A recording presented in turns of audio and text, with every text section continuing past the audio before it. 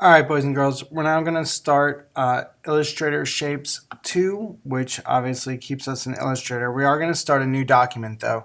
If you don't remember, Illustrator Shapes 1, or IS1, was where we just traced shapes. So I'm going to go to File, New. I'm going to put my last name first. My first name is Mr., so I'm going to put that next along with my grade, and IS2. You're going to change this to 2 artboards. And after you do that, you're going to switch these two numbers here. So 8.5, and we're going to make this 11. Now, before you even put in these numbers, it's great to check to make sure this is inches, because otherwise your project is going to come up all wrong. So when you change this to inches, it might change the numbers here. So make sure this is inches, and then change these accordingly to the numbers that they're showing now. Press OK. Okay. Also, you're going to want to click this button here, which means next to. Okay, so we're going to have 2 artboards next to each other of these sizes. Press OK, and this is what it looks like. All right, so we're going to use our pen tool again, but in this case, we're not going to be tracing anything. The first thing we're going to do is fill up our first artboard, which is, by the way, the word for paper in Illustrator, with shapes. Now, I'm going to teach you a secret about the curves. The reason that you learned how to do a circle and how to make curves and how to shut off these anchor points as you go is because practically everything other than squares, rectangles, triangles, and polygons and stars, practically everything is made out of curves, or at least curves and straight lines. It's rare that you'll find shapes of anything like silhouettes or objects. It's rare that you'll find them without having to make curves to make them. So I just made a shape, and what is it? Well, I don't know what it is. It looks kind of like maybe a puzzle piece over here, but then it looks like it has a bunny tail, and maybe it's the letter U with a bunny tail. This is something that is not exact. We can't define what it is definitely. I might see it as something, the person next to me might see it as something else. When a shape is like that, it's called abstract. It's not meant to represent something, or at least not as far as the average viewer can tell. So being that it's not meant to represent something, it could go in any direction and still be abstract. So I'm just going to put it over here. I just want to remind you that while I'm on my selection tool, if I wanted to make it smaller, or if I wanted to flip it or turn it, I could do all those things with my selection tool. And of course, I can move it as well. Okay, so I'm going to go back to my pen tool, and I'm going to make another abstract shape using curves. I'm not going to make you watch me do all of them, but I would like you to do several. Okay, so I'm thinking about 10 abstract shapes. Now this shape, you might say it looks like something, but somebody else is going to say it looks like something else. So even if you think you might know what it is or what it's supposed to represent, that's not enough. It has to be obvious what it is. Like, you could say that this might look like a cloud, but other people might disagree with you. Maybe somebody will say it looks like a hand. So again, these are considered abstract shapes. Now, I didn't say that we can't use straight lines, so you can, but I really want your shapes to have curves as well. So if you're going to use straight lines, try and use both. If you want to make 1 or 2 shapes that just have all straight lines, that's fine. All right, so you can notice that I'm making abstract shapes, and I'm making them with a lot of intention. I'm not picturing something in my head first. I'm just kind of going around, but I'm using a lot of anchor points. This is not what I'm doing.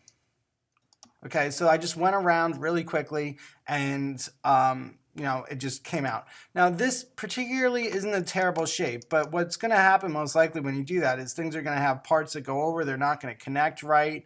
They're just going to look like sloppy messes. So I really want you to try and make shapes of something, even though it's not something representing an actual object.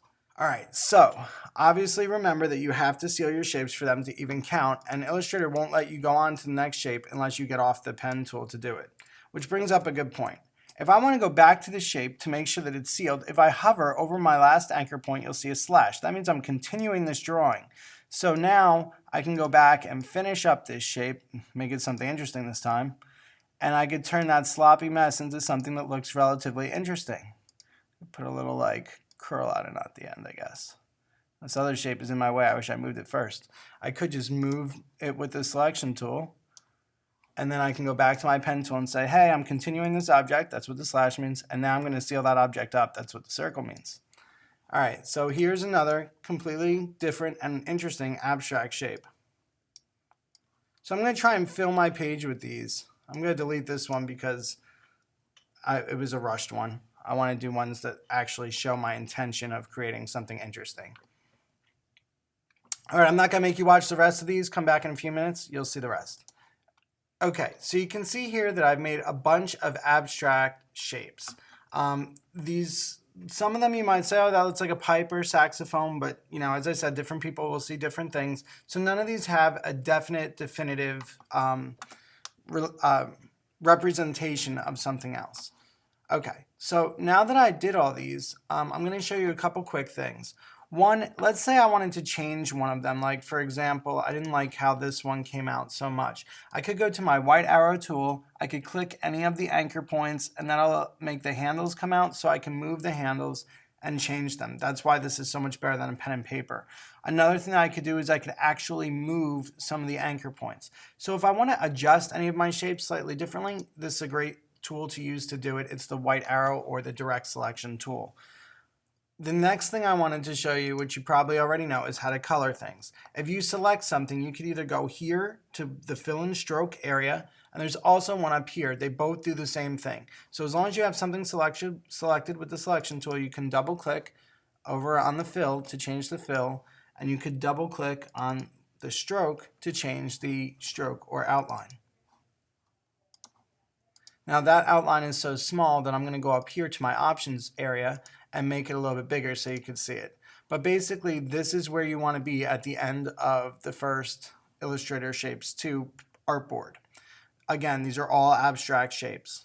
Okay, so you may be wondering, like, if these are abstract shapes and figurative shapes represent something in reality, then what the heck are all those squares and circles and rectangles? Are they representative because they represent squares, circles, and rectangles? Or are they abstract because they're not something that's represented from real life? The answer is both, really. They're geometric shapes, and depending on their context, they could be considered abstract or figurative, depending on, like, for example, if I were to draw a square here, whoops, let's use my little guides here to make this a good square.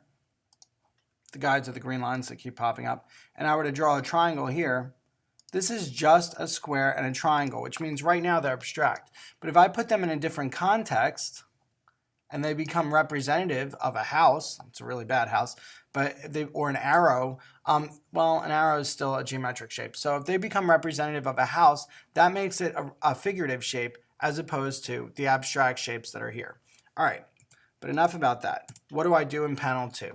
Well, in panel 2, you're going to start trying to draw actual things. So for example, I'm going to try and draw something right now.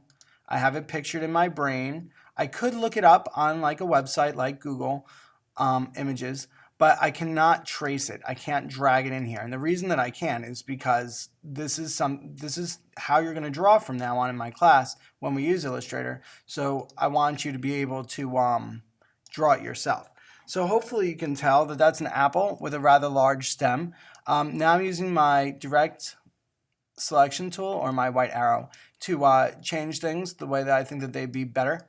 And there you go. That's my first representative shape. Now it maintained what I had in my stroke fill area when I did this, so that's why it's still the way it is.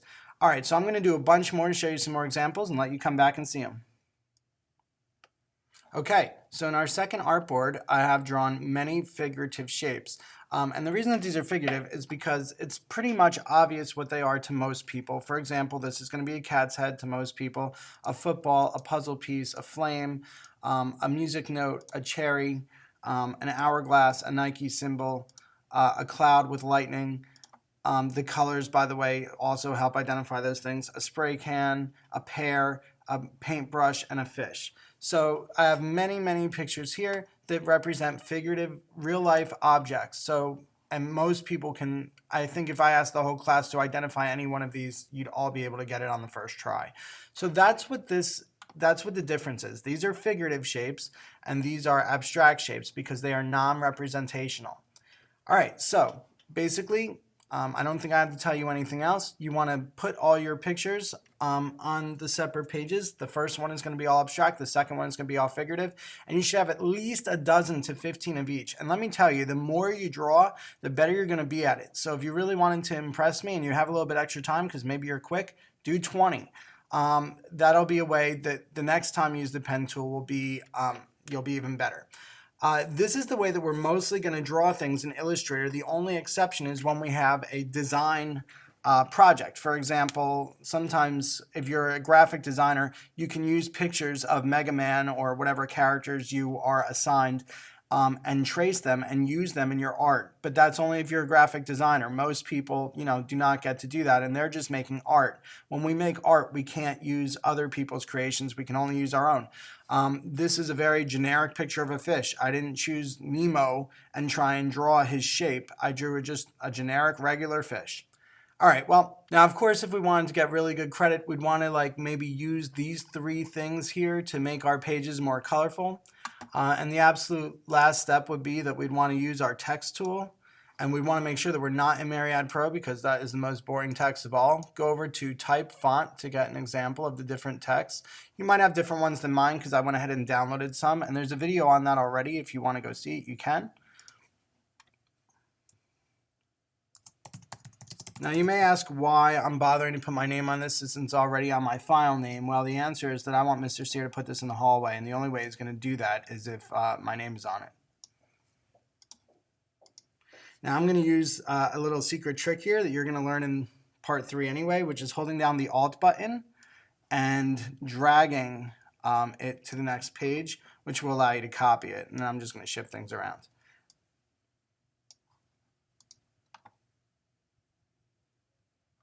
All right, fade that in so that my name just disappears, and give the last ending, and that's it.